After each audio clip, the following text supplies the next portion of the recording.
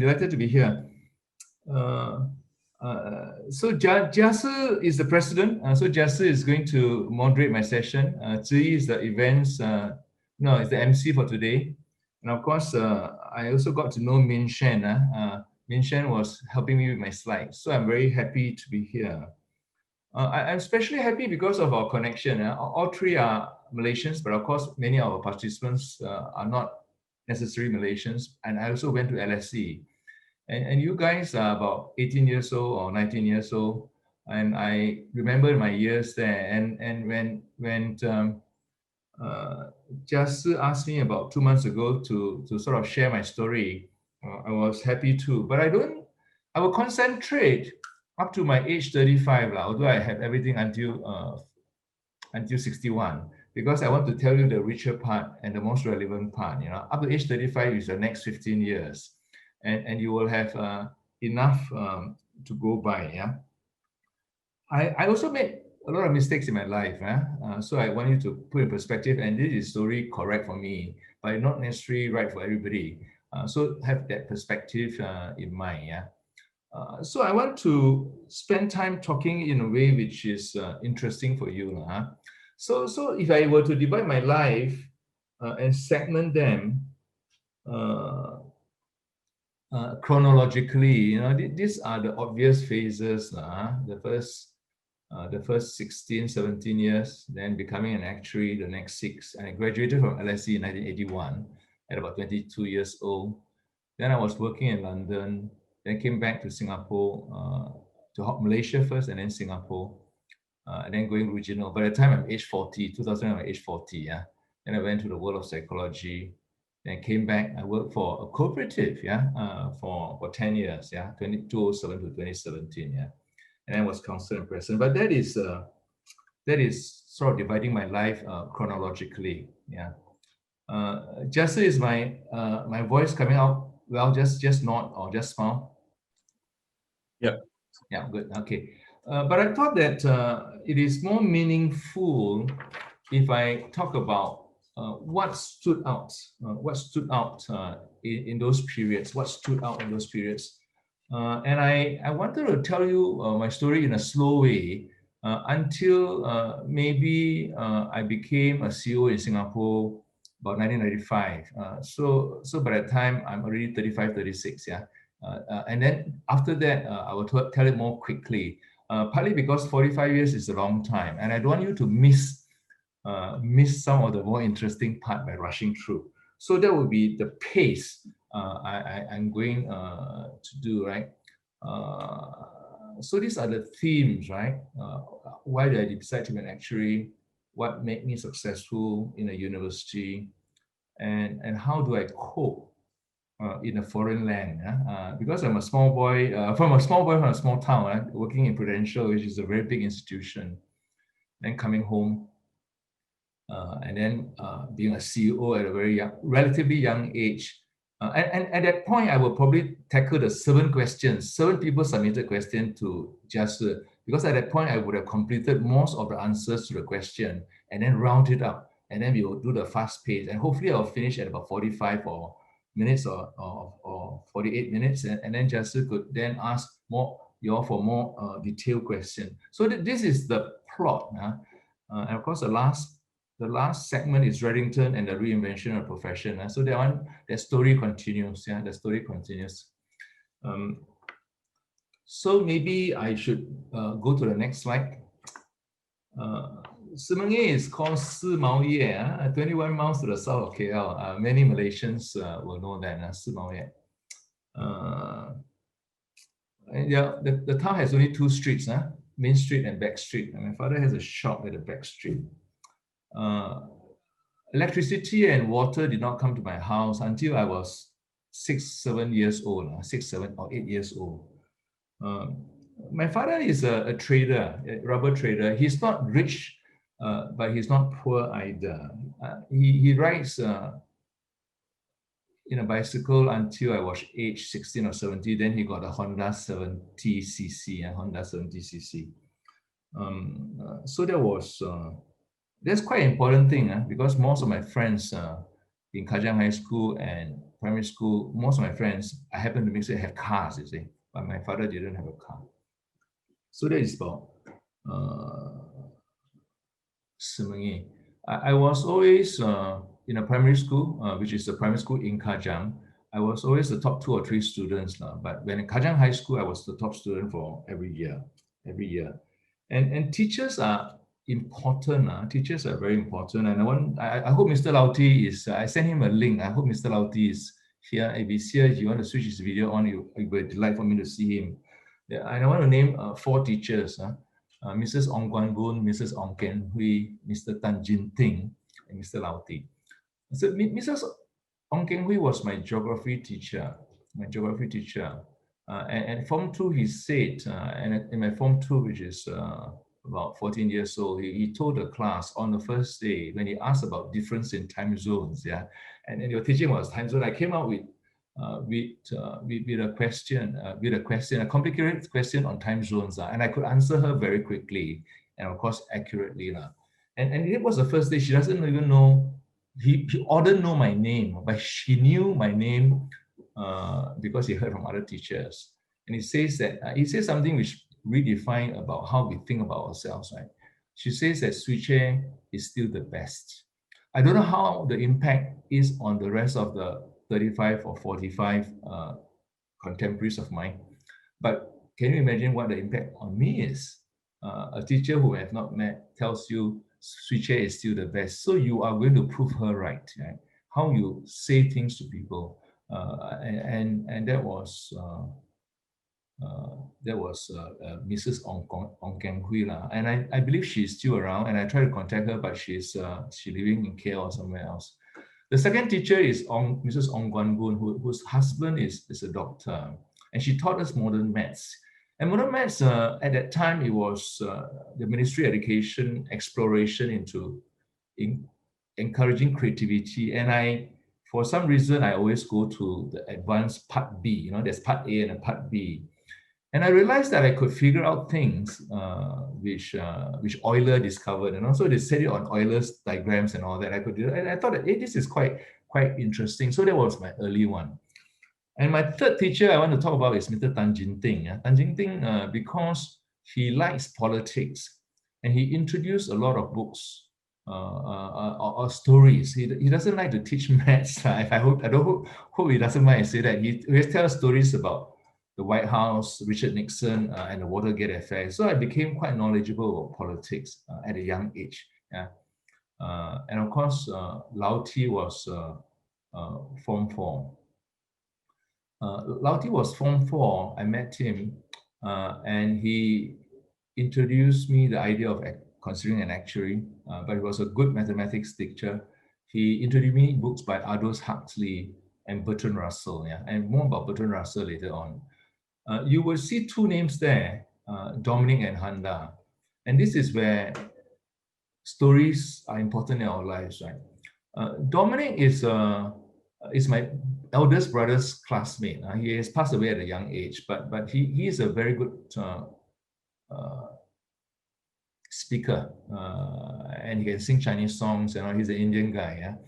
But I always visit him or spend time with him with another friend whose name is Lawrence.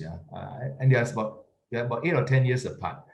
And he was a salesperson for Great Eastern. And Great Eastern has the first actuary working in Malaysia. His name is H.N. Handa. He's not a Malaysian, H.N. Handa, but he's the general manager for Great Eastern. And H.N. Handa is from Ceylon, Sri Lanka, but he eventually went to Canada.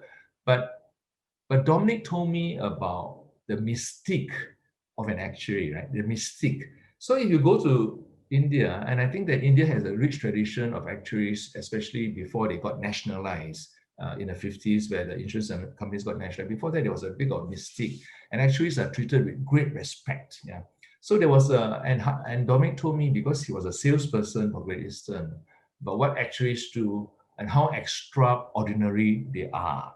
So for a young boy who is 12, 13 years old, I have not met Lau Ti yet, 12, 13 years old, that planted in you the idea of this profession for people who are mathematics, And in that time, I also got involved I fell in love with books. I fell in love with books. And I used to go to Burton, you, fell in love with books, and I used to go to KL. Uh,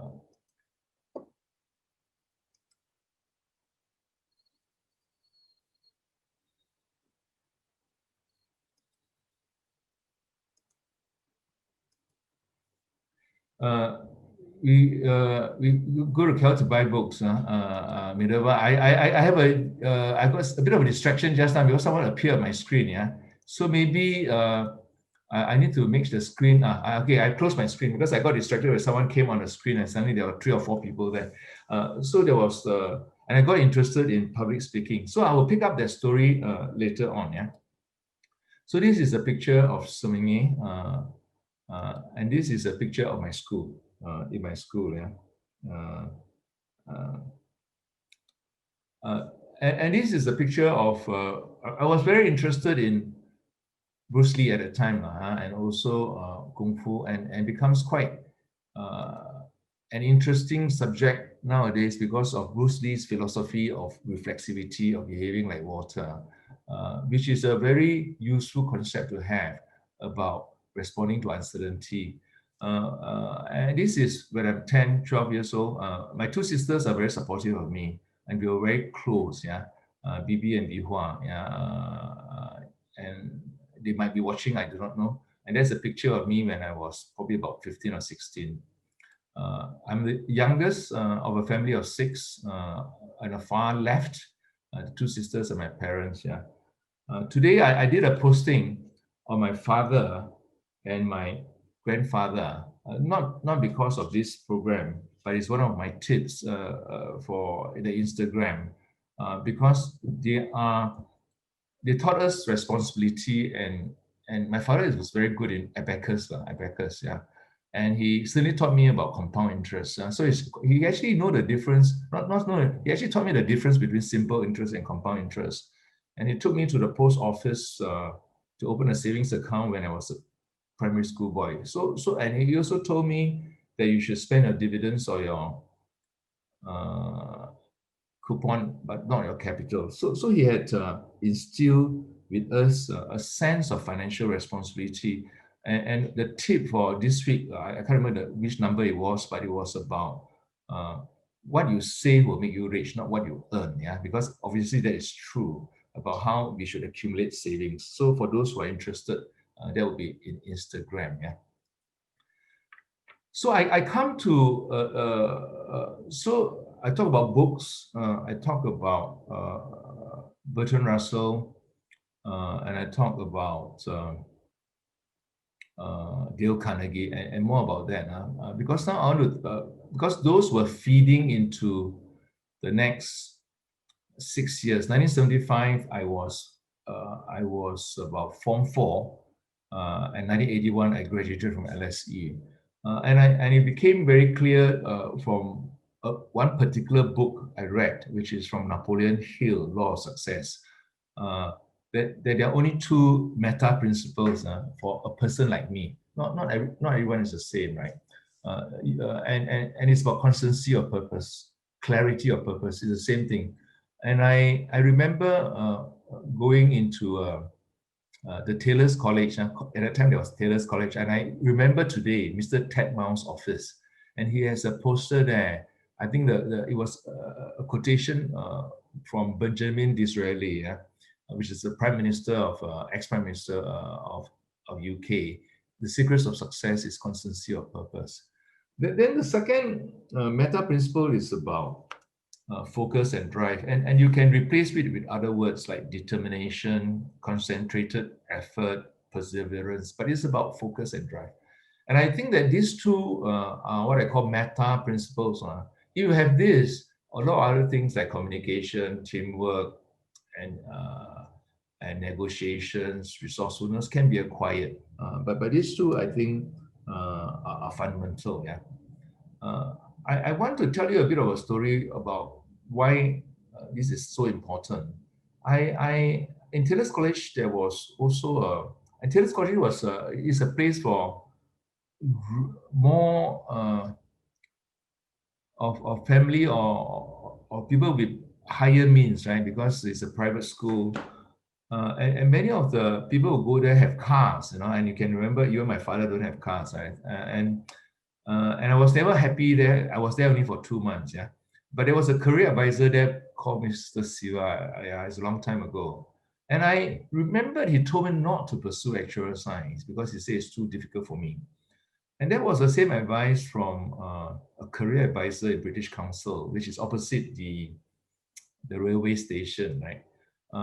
But I was already determined, right? Because I was already inspired uh, by Napoleon Hill and more about that. I was not happy in Taylor's College. Then I came back to Kajang High School, which had the first sixth form for our year. I was not happy with that because the teachers, there were hardly any teachers. I was sent to Cochrane Road School, and I was not happy with that. So eventually I went to Luton College.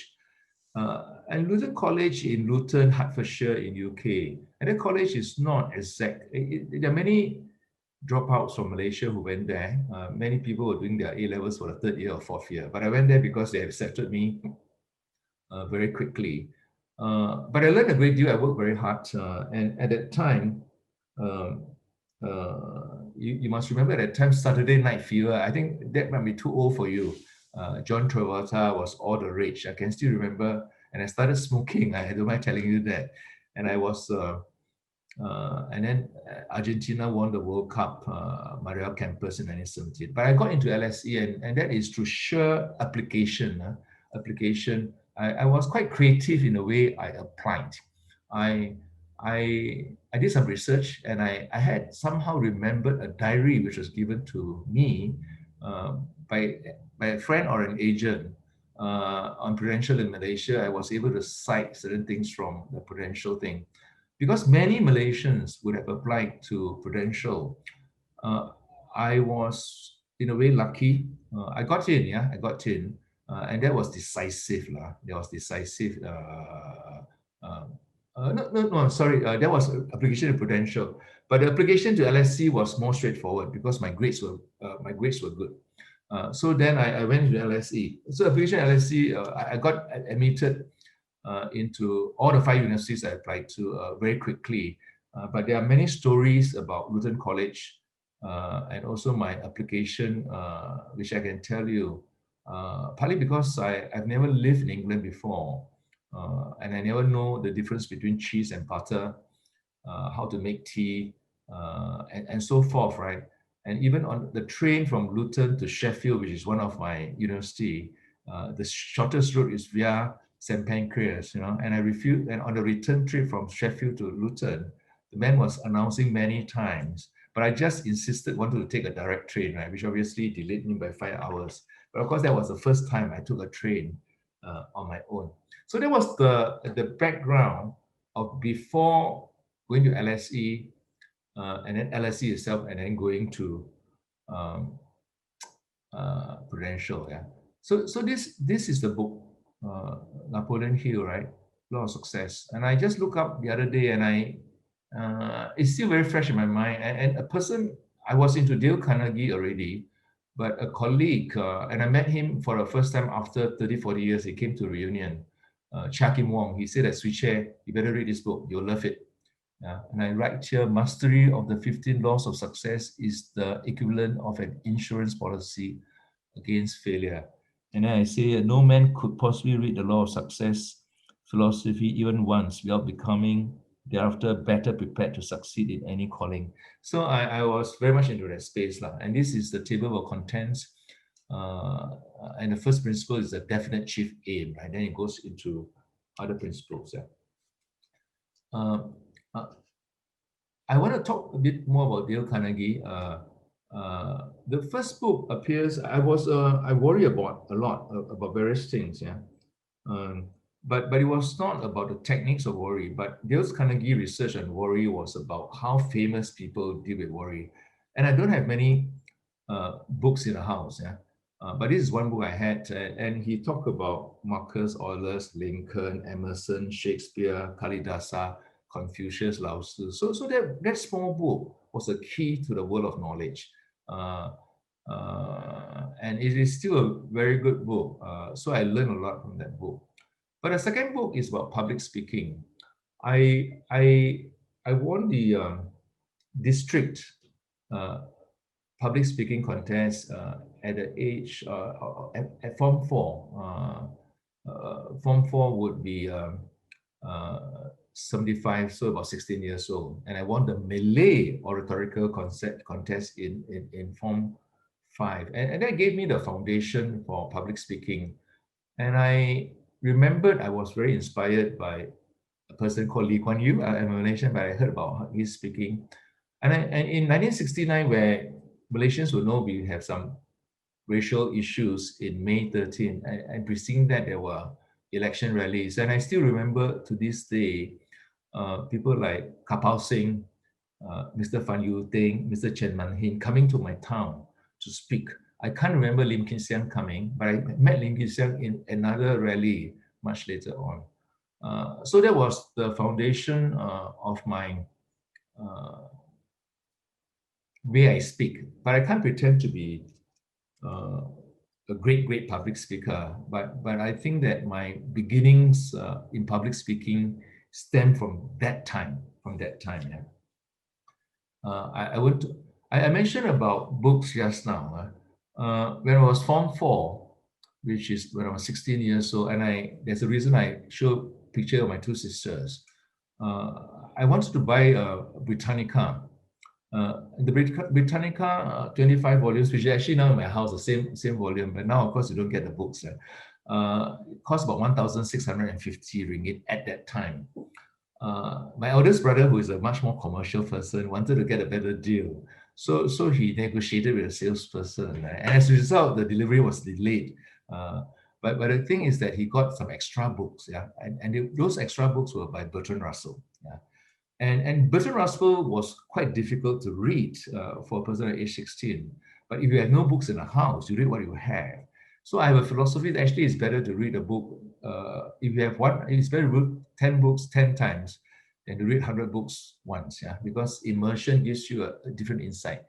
And that led me to a pathway into rational thinking, which is what Bertrand Russell is about, liberalism, which gives me a bit of an interest and foundation in philosophy. So that was the, and my sisters are material because the installments were such that my parents challenged me, said that if you are able to help raise funds for this, he will buy books, because I still remember the monthly subscription came to about $53 ringgit, and my sister agreed to share a small part of it, and that made that possible. Yeah. So and I'm sure they remember that. So I took what I read seriously. Steve Wong is the first Malaysian actuary. The book says that you must commit what you want, your definite achievement into writing. And I still have this, and up to today, and I say that in my tips, 61 tips, committing yourself to writing gives you clarity. Yeah? So you can see that in 1977, on the 5th of September, that is the year after my O-levels, I say my definite chief aim for the next 8 years, but it got reduced to 7 years, I'm not sure why, is to become an actuary. And having chosen my definite achievement, I know it is my duty to transform it into reality. And if you get a book by Bruce Lee, Bruce Lee also read books. He has a definite chief aim very similar to this in one of the books he wrote. And he has great mastery of himself. In 1977, you can see that I wrote to the Institute of Actuaries, and I still have it in my storeroom, the syllabus for 1977. The two brochures on the left are much later, but you can see the top brochure on the right. I wrote to the Institute, and I still remember the names, right? So when I was in Prudential, I walked across to the library. The Staple Inn has a library. I was very fond of it. The library is now no longer there. It is moved to Holborn Gates, yeah. But Staple Inn is there, and I consider that the spiritual home of the profession, the British profession, anyway. So we are about 25 minutes. I'm going to continue at this pace, and we can catch up. Not to worry about that.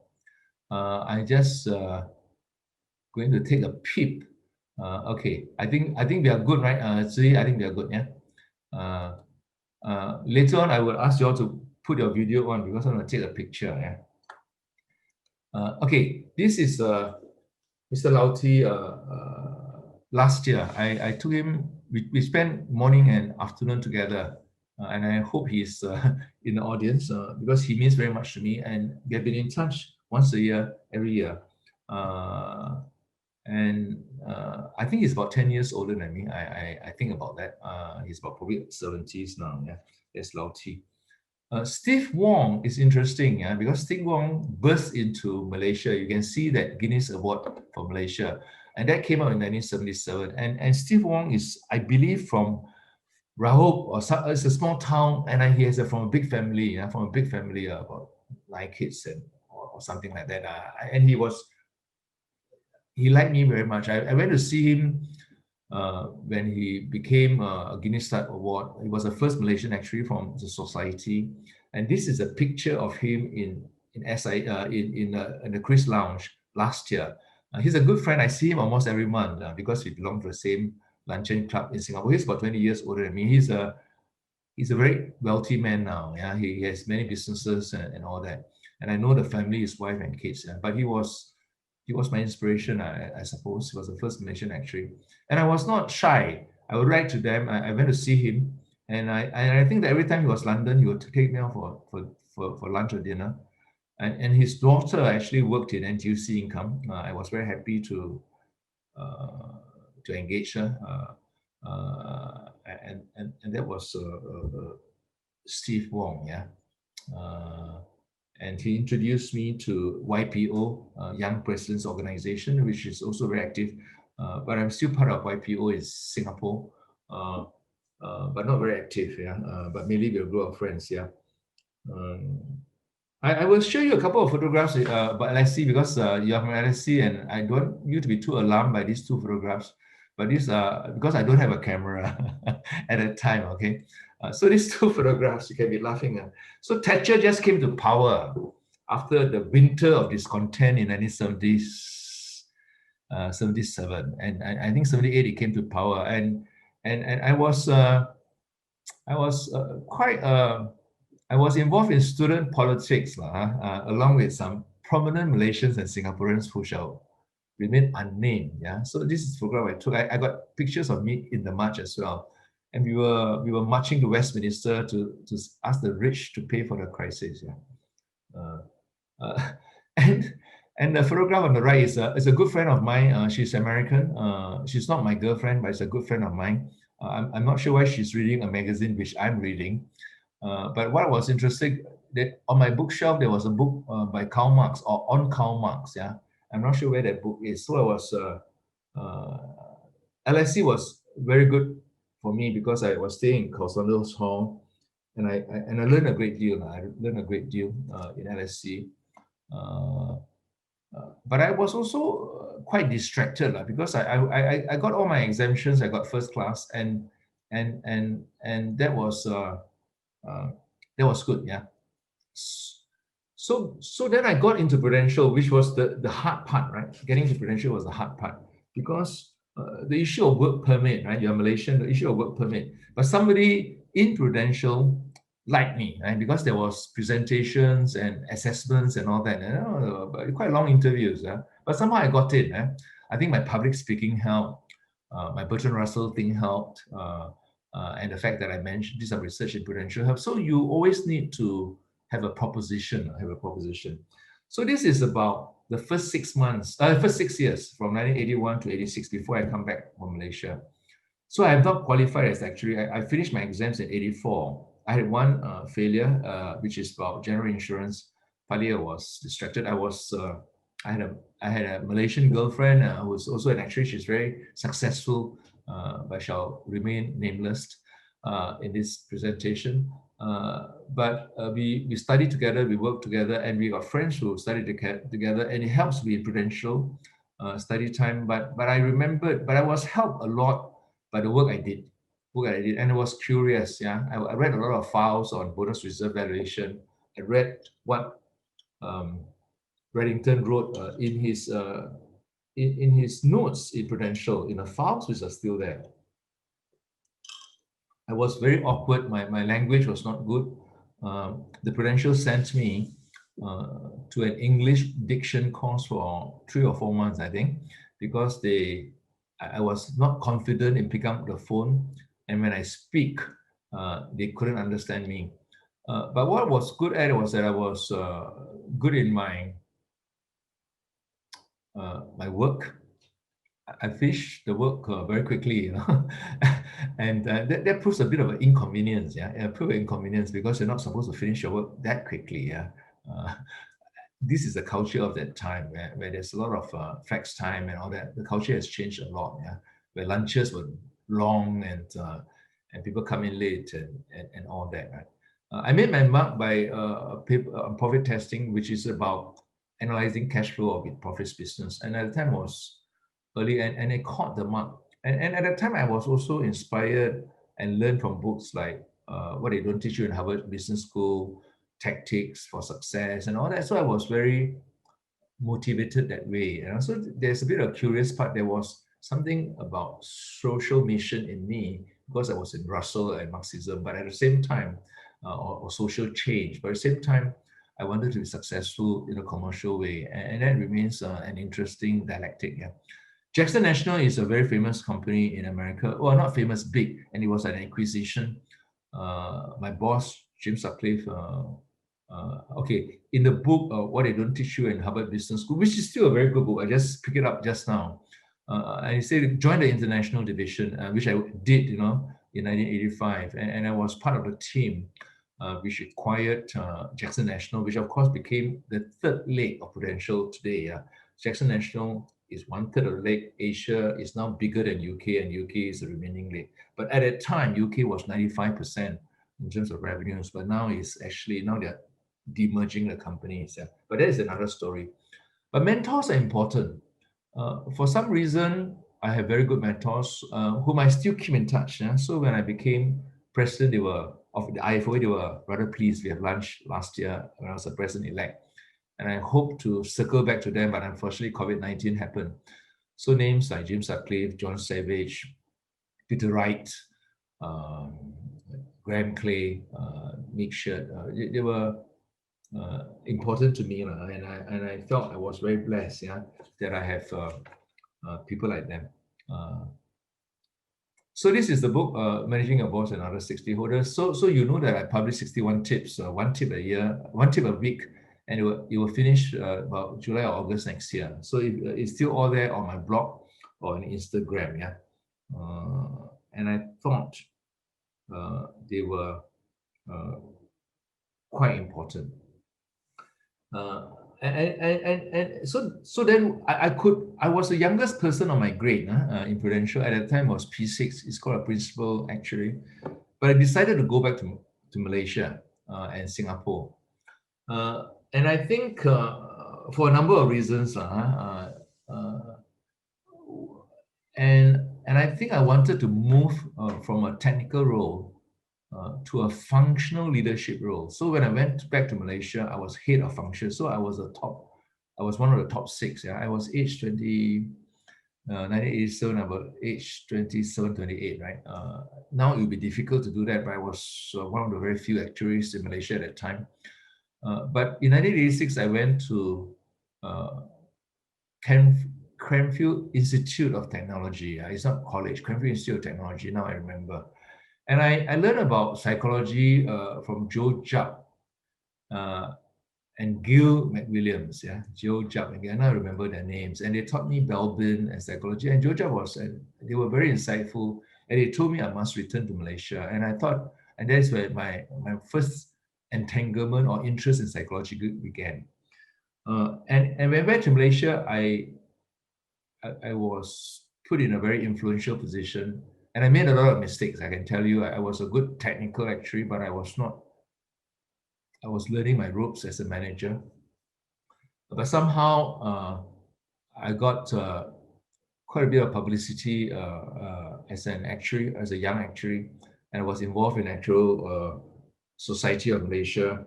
and so forth. And one of my mistakes when I went back was that a lot of things in Malaysia needs to change. Prudential Malaysia, the compensation system, the bonus illustrations. But I think the important thing is that you need to know the people, build the relationships. But I went very much too quickly into areas of compensation design, budgets, and also product design. But fortunately, things eventually sort of turn out well. Yeah. So very early on, uh, the Star newspaper talked to me because they were curious about being I was the youngest actually at that time, about how I did that. And I was told that many people have remember this story and subsequent stories, and it created some of the many actual recruits over time. But I was also active in the actuarial community, and the following year I was someone nominated me to be an outstanding young Malaysian, and of course that was wonderful, and I think it gave quite a bit of profile to the actuarial profession. So there's a slightly spelling error. It should be outstanding.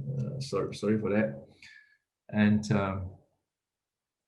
then I was there for 2 years, but it was a 10th anniversary, and you can see this is Tan Sri Jafar Hussein, who was the bank governor of the time. He came to our actual society dinner. There was me at that time, and this is Graham Clay talking to the press about bonuses. And this is me talking about the paper I gave on the profit testing paper. Yeah. So I, at that time, we were very concerned about bonuses. Prudential was concerned, and I think that there were other companies which were concerned, and we raised it as an important issue. Yeah. And at the same time, books were still important to me, and these are the letter books. Yeah. And of course, now I eventually do many different books. And these are some of the more influential books: Seeds of Greatness, 7 Habits of Highly Effective People. And they're basically the same message, classified in different ways. But not all of us are necessarily inspired by such books. Yeah? Not necessarily all of us. So you got to be self-aware about yourself. Yeah? This is the paper which actually, which was at a time an aggregation of my thoughts using programming to analyze with profits business, Yeah. So with that, I want to take a break now. By then, because this is I've reached age 1989, age 30. I could go on to the Singapore part, but I think that these are the questions you have submitted to Jazza. Can you share with us just beginning to work? I said, yeah, I can share with you. Is it hard? There were times we were hard, but there were times it was okay. Our capability does vary with the challenge. Yeah. And I think you got to be passionate and want to do what you want to do and be very focused, right? So looking back, it was not that hard, but I'm sure at that time, it is you wonder you will pass. And there were times like that, but I always reminded that chances will tilt to your favor if you work hard and you work smart and make notes and network with others. Yeah. So what inspired to work as an actuary for such a time? I think drive is very important, right? So you see Vietnamese, you see Chinese from China, you see Malaysians, you see Indians from India doing extremely well. The first and second generations of Singaporeans do extremely well because there is drive, right? Indians are doing extremely well in the world of fintech and technology in America. You see all the Indian CEOs, they're all first generation. Kamala Harris is second generation.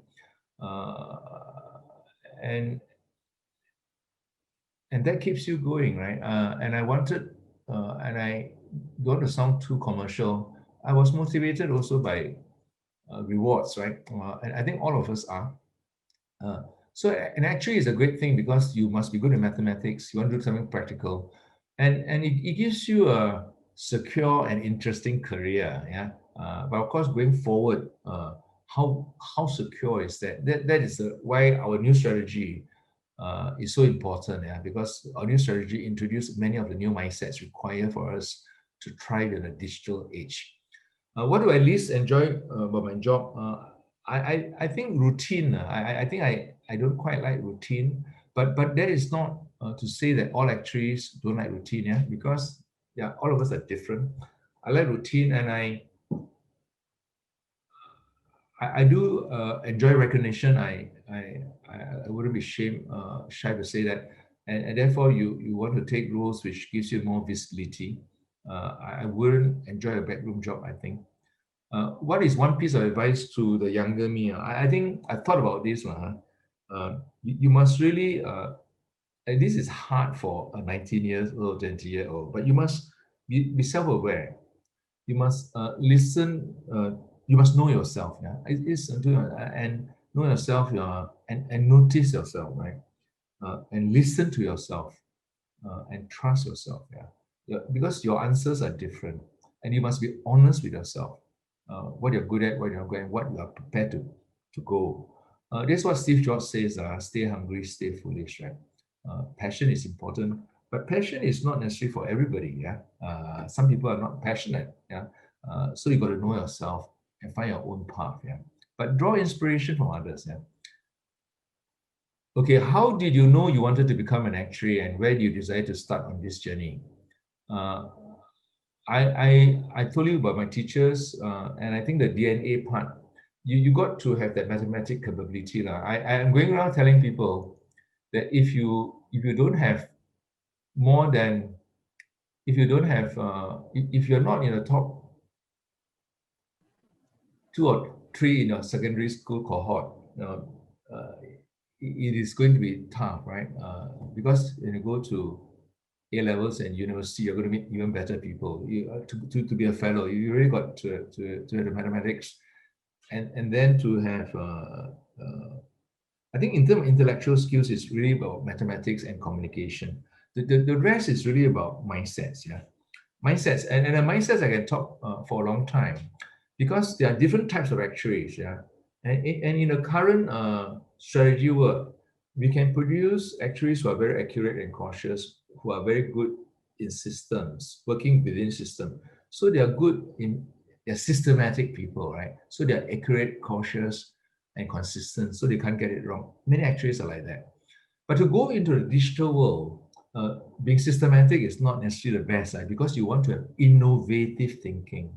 Innovative thinking is about curiosity, adaptability, experimentation. It speaks to the space of whole brain thinking, design thinking, and the world of Montessori about how education, not rote learning, about experimentation. That's about innovation thinking, right? And you read books about competency required to thrive in a digital age. It's about curiosity, experimentation, networking, and joining the dots. It is not about accuracy and cautiousness. But accuracy and cautiousness and consistency is still useful if you're working in reserve roles. But you're going to thrive in a digital world. It's a very different twist. And what we are arguing at IFOA is that what we want is a diversity of mindsets because you have different roles. And the last box, which is about systemic thinking. Systemic thinking is that when your systems are not working, then you need to alter the system, right? If your product system is not working, so you cannot be continue to repair the ship if you're not traveling by sea. You can turn the handle, polish things, but you're not trying. You think of alternative forms of transport, or you're going to a different place. So it's called systemic thinking, and that requires courage, imagination, and judgment. I'm just boxing it up. So there is systematic thinking, there's innovative thinking, there's systemic thinking. Systemic thinking involves systems thinking, yeah? And there's something which I'm very keen to promote at IFOA. The next question is about how could okay, this is a big subject because uncertainty and judgment, because judgment is a function of experience, and I have been very immersed in this with a lot of senior actuaries, right? And the personal qualities, I talk about it, about the three things. So I wouldn't want to, I want some time for you all to ask questions, and we got only 15 minutes left, right? Is that right? Just we got 15 minutes left, right? So I wouldn't want to, when you are about 30 or 35 years old, you invite me back, then I can tell you the next 20 years, yeah. But I can tell you, I want to take it slow because these are the most relevant part for you. I can tell you about the innovation in Prudential, but that will take, I prepared the slides, yeah, innovation, and then I became a regional person. Then regional markets, and then I left Prudential. Yeah. Then I went to, this is a story on why I went to psychology. It started with Cranfield, then transactional analysis, Enneagram, and then the people who helped me design championships team, and I went to Columbia University. Yeah. That is 6 years from the age of 40 to 45, 46. Yeah. Then I went to a company called SHL, and I joined the board of income. And then in 2007, they asked me to join income. I was there for 10 years, right? And I conducted two transformational change there, Cultural Revolution and Orange Revolution. If you're interested, some of the articles are on my website, tansuechieh.com. How can we be social purpose and commercial in approach? And I was CEO. And I didn't intend to join the IFOA. It was much later. So this was in 2012. This was in corporate head office of NTUC Enterprise. And in the 2 years before I became president, I was basically spending time learning. Yeah, so these are all the courses I attended in the first 2 years after I left NTUC because I was interested in many of this. So I really encourage continuous learning. Then of course. I got elected as a president, and these are no point rushing through. So that is the general background. Yeah. So with that, I'm going to stop sharing the slides and can share back again. And maybe if you like, we can ask some questions. And I would like to take a picture. So if you guys can put your video on, don't be shy. Put a video on so I can take a picture. Hi, Logan. How are you? Good to see you, Logan. Okay, I can recognize all the names. I can Logan. You can okay. Put so you want? I think we could take more pictures. Yeah, if you like. Okay, I'm taking pictures, but at the same time, how's the chat in terms of questions, Jesse? Okay, we do have pretty many questions right now. And also we do have a lot of questions from the Google Forms field previously. And I think one of the most asked questions is what are the current challenges that actuaries are facing? And also what skills should we students be focusing on to accommodate to these changes in the actuarial field? I think I will be very direct about it. So what I call the x-axis, right? Your core proposition is our mathematics. So you look at our lineage, probability and statistics started with Fermat and Blaise Pascal, and then went to annuities, life tables, eventually risk theory. So and then compound interest and life contingencies were our main fold. But data science is a successor to that. Machine learning is successor to that, and AI. So the IFOA is introducing into our syllabus already, IFOA. So that is your x-axis, right? But you see, a lot of it is not the skill sets, the core. But what are the things which will make us relevant? It's obviously the work we do, life and pensions, and general insurance. But what are the things impacting it, right? Climate change, negative interest rate. So these are things you got to learn. If you're in GI, autonomous vehicles, health ecosystems, genetics impacting underwriting. So these are the adjacent things which can impact your domain. Because you are 19 or 20 years old, you're going to join a workplace, whether it's traditional or general insurance or whatever. The conversation, there will be technical work. Even IFRS 17, that is systematic work. IFRS 17, Solvency 2, that will be. But some of you may want to go to be more entrepreneurial. So then what is your proposition, is it? Your competition is unlikely to be another traditional insurance company. It will be a digital platform trying to steal a lunch, right? And your bosses will be looking to you to come up with solutions which involves marketing proposition, product proposition. So you got to know the language, and then you got the technical stuff. Or you could be joining a company like Quantium, right? Quantium is a data science consultancy in Australia, and they were formed by actuaries who many actuaries work there, and they founded this firm. And I was going to ask the founder to speak at our conference in Malaysia, but unfortunately COVID-19 changed that. And they're hiring a lot of actuaries because actuaries are able to do a data analytic work. CXA, run by Rosalind Khoo, is a health ecosystem, but on the benefit side. And he recruited many degree holders in actuarial science because we have that brain power. So you can study all that. And in South Africa, there are banking, and in Malaysia, there are many people in risk departments in banks who are from actuarial background.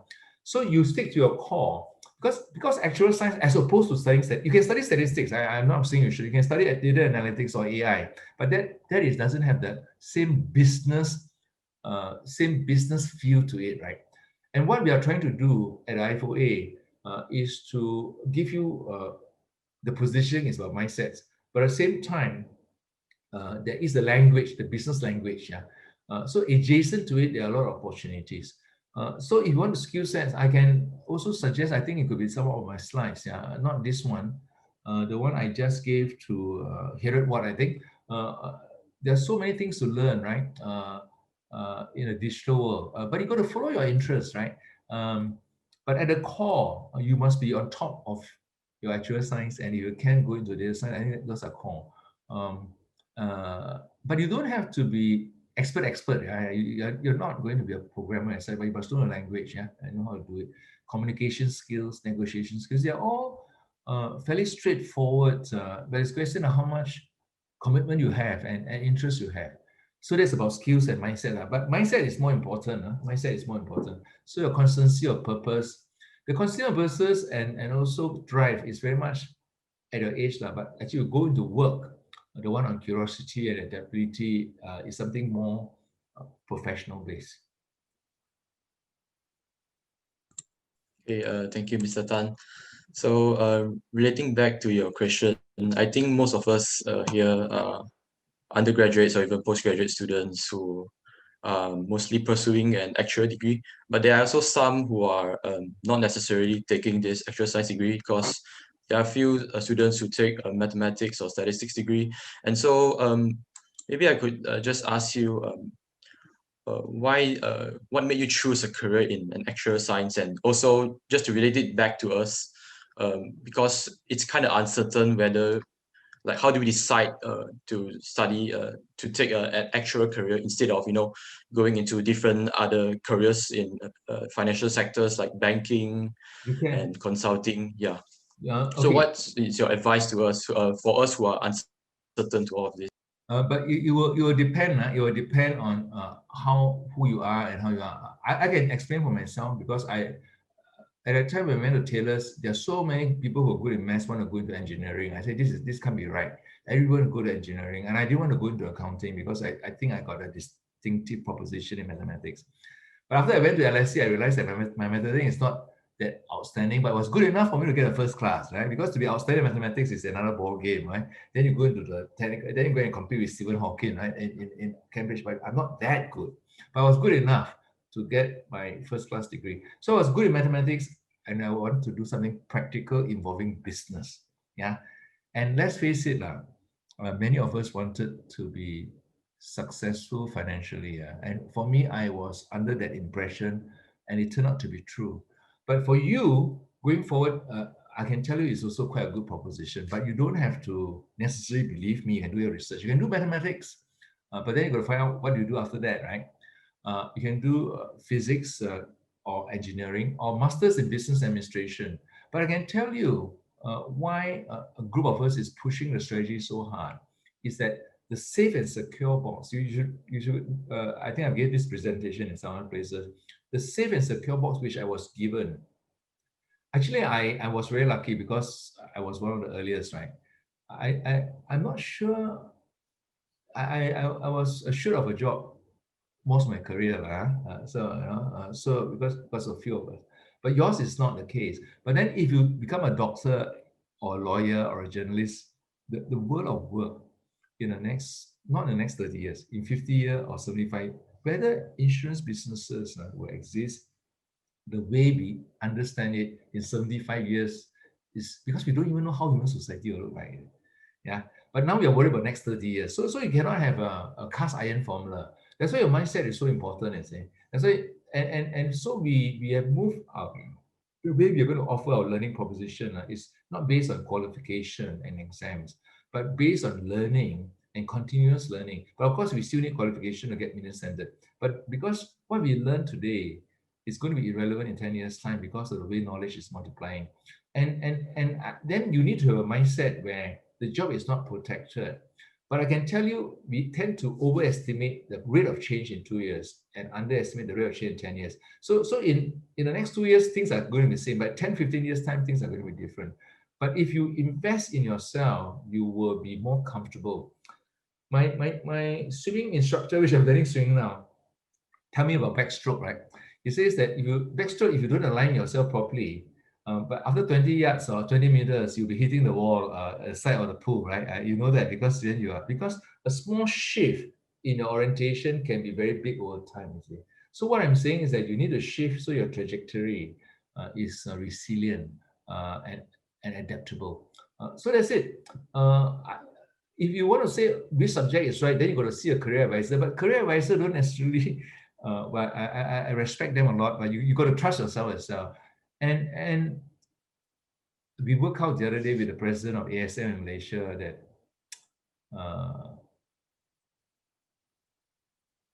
that maybe 15 to 20% of each cohort might get jobs in traditional fields and become fellows. Yeah?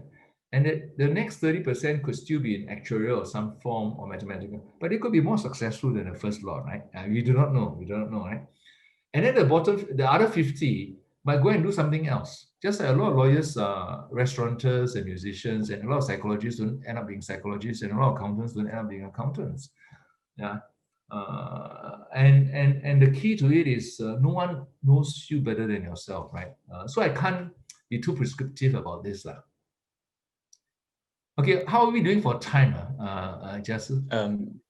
I think you can take one final question. So we actually have a lot of questions from the participants. So I think you gave your advice to the students already. So maybe you can just tell us in your 45 years of actuarial journey, so what purpose or meaning have you found as an actuary throughout your whole career, in terms of like how can actuary make the world better? Yeah.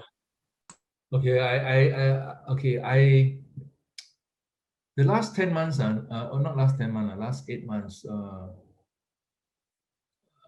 lot of things added up for me. I won't go back to UK until March at the earliest. And I could easily be the only IFOA president who never set soil in UK. Could be, right? Could be.